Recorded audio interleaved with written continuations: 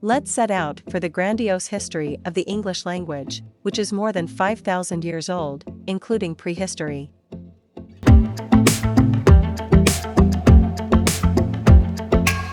Don't forget to subscribe to Lang Explorer to show your support.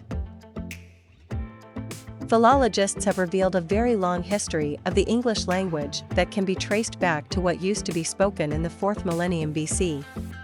Later it turned into Proto-Germanic around 500 BC, and then into Old English, splitting from other Germanic languages such as German and Dutch. It's quite essential to see this long trajectory of the English language to understand how it's related to other tongues in Eurasia, helping you improve your foreign language skills. Let's set out for a trip to the past, going back more than 5,000 years, to discover interesting aspects of our language.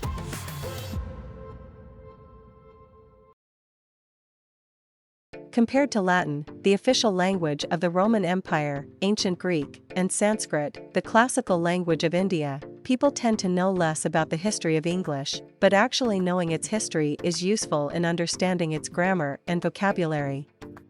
Today we'd like to show you the history of the English language so you can deepen your understanding of it. This video is divided into 2 parts since this topic is very long. The oldest ancestor of English known today is the Proto-Indo-European language, or PIE, which is estimated to have been spoken around 3500 to 3000 BC, or about 5500 to 5000 years ago, by those who lived in what is now Ukraine and southern Russia.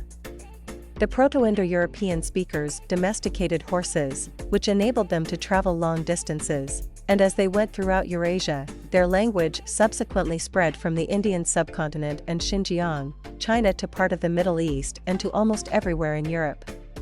Later, English, French, Spanish, Portuguese, and Dutch, descendants of the Proto-Indo-European language, started to be spoken in Africa and the Americas too, due to the influence of colonial rule by European superpowers, and all daughter languages of the Proto-Indo-European are called as Indo-European languages.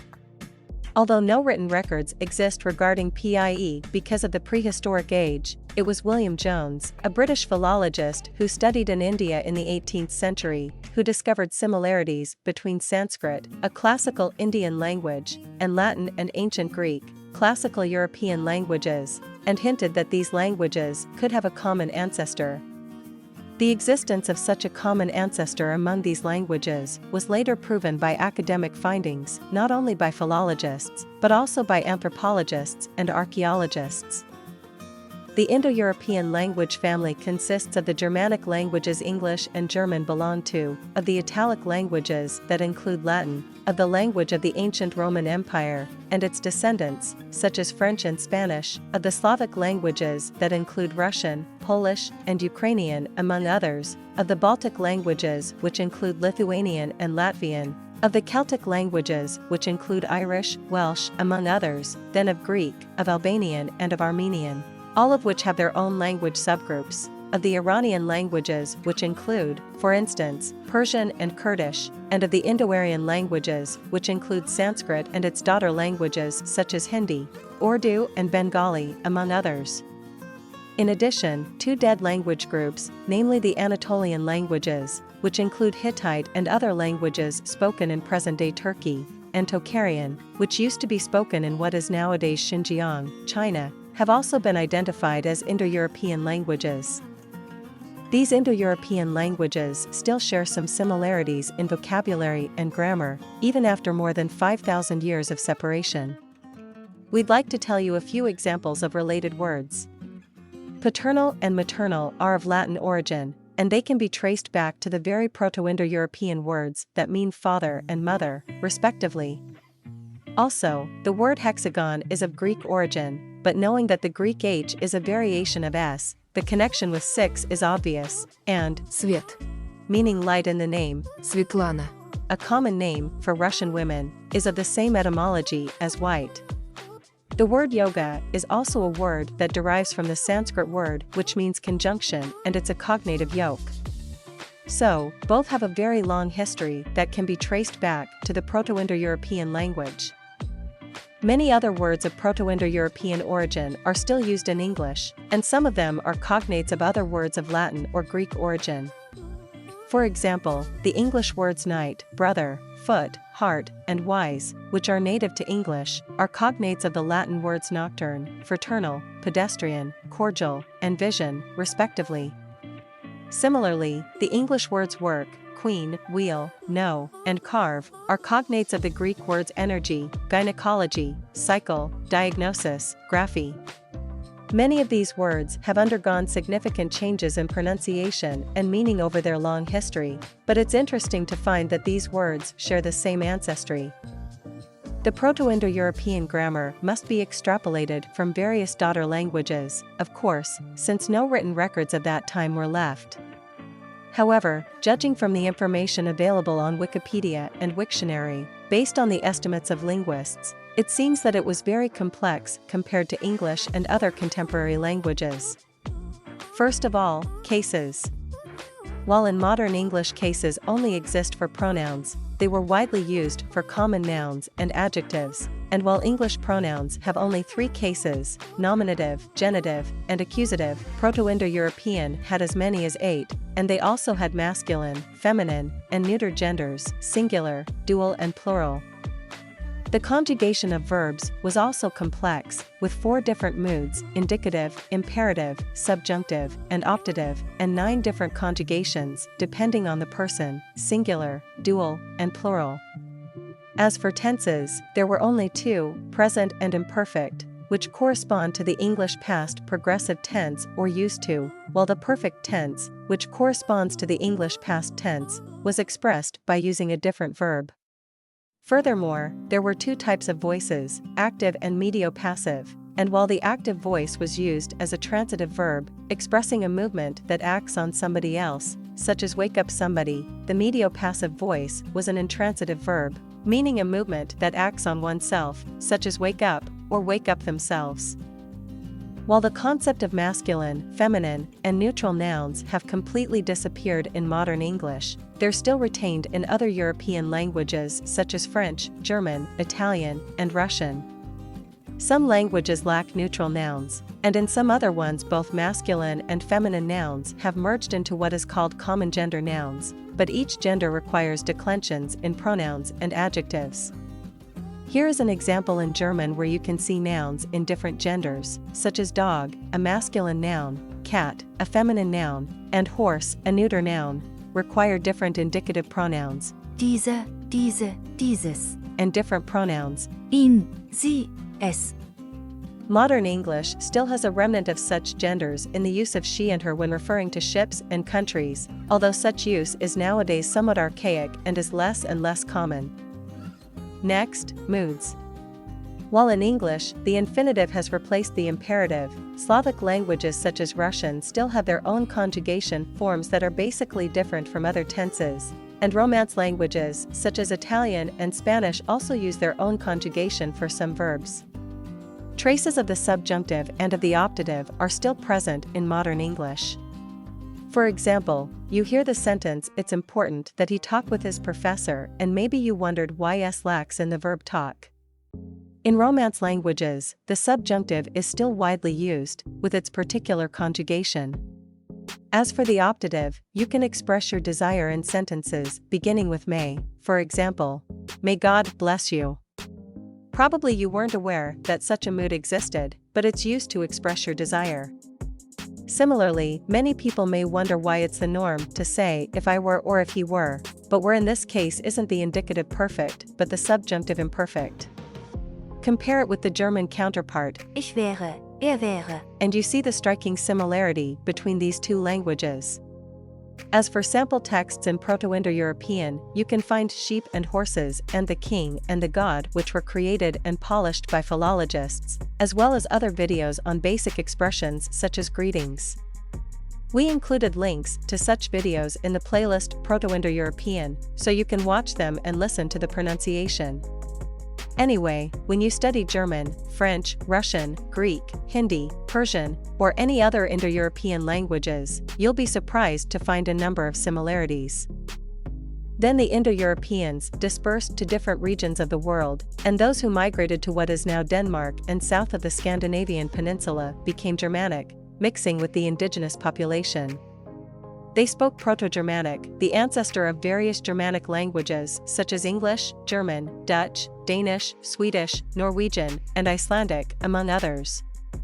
Philologists estimate that it incorporated a number of non-Indo-European words, including commonly used words such as hand, god, king, and winter.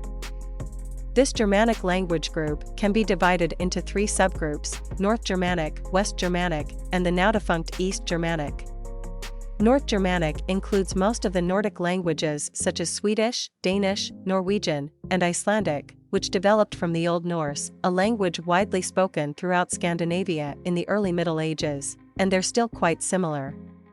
Beware, though, that Finnish is neither Germanic nor Indo-European, but belongs to the Uralic language family, as do its southern neighbor Estonian beyond the Baltic Sea, and the faraway Hungarian. The most well-known East Germanic language is Gothic, spoken by the Goths, who were active from late antiquity to the early Middle Ages, but it's now a dead language. West Germanic languages include not only English but also German and Dutch, among others. The most important feature of the Germanic languages is the consonant change, called Grimm's Law. It was discovered by Jacob Grimm, the elder one of the brothers Grimm, famous for their Grimm fairy tales. While Proto-Indo-European had voiced and aspired consonants BH, DH, and GH, voiced and non-aspired ones B, D, and G, and unvoiced and non-aspired ones such as P, T, and K, each one shifted towards the right, and unvoiced and non-aspired ones turned into fricatives. This screen shows that the same consonants between Proto-Indo-European and Proto-Germanic mean how each consonant changed. Let's look at examples. The aspired B changed to F in Latin, but in English it's pronounced as B, without aspiration. The Latin equivalents for the English words brother and bottom are frater and fundus. Next, the sound P was retained in Latin, while it changed to F in English. The English words father, fish, and foot correspond to pater piscis and pes pedis, respectively, in Latin. For the last one, pes pedis, we indicate the nominative and genitive cases, since consonants omitted in the nominative case in Latin may appear in other cases. Next, D was retained in Latin, while it changed into T in English. The English words, 2, 10, tooth, correspond to the Latin words, duodecem and dens dentis. Furthermore, the pronunciation of the letter K, written as C in Latin, changed to H in English. We can clearly see that the English words heart, head, and hound correspond to the Latin words cor, cordis, caput, capitis, and canis. Finally, the pronunciation of QU in Latin is written in English as WH, and pronounced as who. The English words what, when, white correspond to the Latin words quod, quando, and the Russian word svet. The Slavic languages Russian is part of Baltic languages, and the Indo-Iranian languages are called Sodom languages, from Sodom, meaning 100 in the classical Iranian language called Avestan, as the K sound became S. Since this change did not occur in the Germanic and Italic languages, these words are called Kentum words, from Kentum meaning 100 in Latin. Proto-Germanic was divided around the year 1 AD into the three groups we already mentioned, North, East, and West, and then further diversified, but we can highlight two grammatical rules that are common to all Germanic languages, V2 word order and umlaut. Both of them are thought not to have existed at the time of Proto-Germanic, but they emerged in some form or another in different Germanic languages, making them unique features of this language group in comparison with other Indo-European languages. First, the V2 word order means that the verb comes in the second place after the topic appears first, while the verb comes first in the case of interrogative or subjunctive sentences. Initially, while in Indo-European languages, verbs tended to come at the end of the sentence, as is observed in Latin and Hindi, word order was quite flexible thanks to complex declensions, but the Germanic languages established the V2 word order by putting the verb first and the topic word even before that. In the case of German, for example, The verb comes first for questions without an interrogative pronoun, and subordinate clauses keep the original word order in Proto-Indo-European, so they end with a verb, but in a typical sentence, the verb comes after the topic is addressed. Thus, the sentence "I went to the library on foot with her today" can be expressed in various ways, as shown on the screen, depending on what you want to emphasize. Basically, modern English has no V2 but SVO word order, so usually the verb comes after the subject. But some adverbs, such as hardly, never, and so, can come before the verb as a remnant. So sentences like "hardly has he any chance to succeed," or "there came 3 men," might sound weird, but these phrases remind us of how English used to be in ancient times. Then the umlaut, a phenomenon in which the accented vowel changes when followed by an e, I, etc.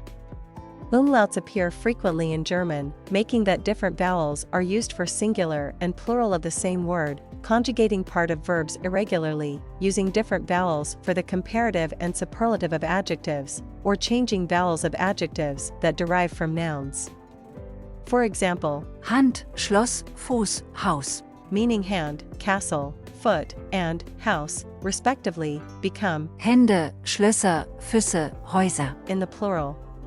Backen. To bake is pronounced Bäckst, bäckt. in the second and third person singular, and Alt, jung, groß. meaning old, young, and big, respectively, become Älter, jünger, größer. in the comparative case and Ältest, jüngest, größest. in the superlative. Adjectives from Tag, Nord, and Mond. meaning day, north, and mouth, respectively, are Täglich, nördlich, and mündlich. in fact, umlaut is also observed in some English nouns. For example, the plural forms of man, foot, tooth, mouse, goose, are men, feet, teeth, mice, geese, and such irregular plurals were created by the very umlaut we've just seen. The Germanic peoples kept records using their unique script, called runes. These were widely used in the Germanic world from ancient times to the early Middle Age, but later fell into disuse when the Latin alphabet came into use among them, giving rise to the image of magical writing. Many fantasy lovers may have heard of runes, and their association with magic is explained by the fact that people tend to think that such letters were used to record some lost wisdom of ancient times. The following important event in the history of the English language is the Anglo-Saxon settlement in England that is estimated to have taken place in the 5th century AD. After the Western Roman Empire abandoned Britannia around 410, the Angles, Saxons, and Jutes moved there, who used to live in what is now northern Germany and the Jutland Peninsula in Denmark, and drove the native Celts to Wales and Scotland. Then a Germanic language started to be spoken in part of the Great Britain island where Celtic languages and Latin used to be spoken before, and this Germanic language between the 5th and 11th centuries is called Old English. As it got disconnected from other West Germanic languages in continental Europe, it started its own development, different from that of German or Dutch. It was at this time that German went through the second consonant shift, setting this language a bit apart from English and Dutch. Specifically, P turned into F or PF, for instance sleep is Schlafen, and apple is Apfel. T turned into SS and TS, for instance eat is Essen, and two is zwei. K turned into harsh H, so make is Machen, D turned into T, so day is Tag. voiced and unvoiced TH turned into D, so brother is Brüder, and think is denken. So pay attention to such different consonants when you study German. Also, since the late Old English period, around the 9th century, the eastern part of England was controlled by the Vikings, and this area came to be known as the Danelaw. In this region, some Old Norse words entered into English, including many that have survived into modern English, such as both, cake, call, get, skin, skirt, take, they. This gives modern English a different flavor than other West Germanic languages such as German and Dutch. Old English was quite different from modern English. At that time it had few foreign words from Latin and Greek, and basically consisted of Germanic words only. For example, the word flower used to be blåstma, that is connected to the modern English word blossom. People was lede, which is now obsolete, and air was luft, which is connected to the modern English word loft. On the other hand, contemporary German still uses words Blume, Leute, and Luft. in addition, the grammar of that time was as complex as or even more complex than that of modern German. Nouns were classified as masculine, feminine, and neuter, and had 4 basic cases: nominative, genitive, dative, and accusative, and in some cases, the instrumental was used. Furthermore, some had strong declensions, while others had weak ones, with different endings. The plural of child, children, the plural of ox, oxen, and the somewhat archaic plural of brother, brethren, and that of sister, sistren, are derived from such weak declension. The first and second person pronouns used to have the dual form used only in the case of 2 people, in addition to singular and plural forms, but common nouns didn't have a dual form but only singular and plural ones. Adjectives underwent complex changes depending on the gender, case, and number of the corresponding nouns, and they also had different endings, depending on whether they received a strong or weak declension. Verbs, like in modern German, had indicative, subjunctive, and imperative moods, and had to be conjugated in a variety of forms in the present and past tenses, respectively. For comparison, here are the verb conjugations in modern German, which show that while the Old English verb conjugations are quite similar to those in modern German, the German distinguishes between the second person and the rest is made even in the plural, whereas in Old English they were all the same. In Part 2, we'll show you the history of Middle English since the Norman Conquest in 1066, and up to modern English. Stay tuned.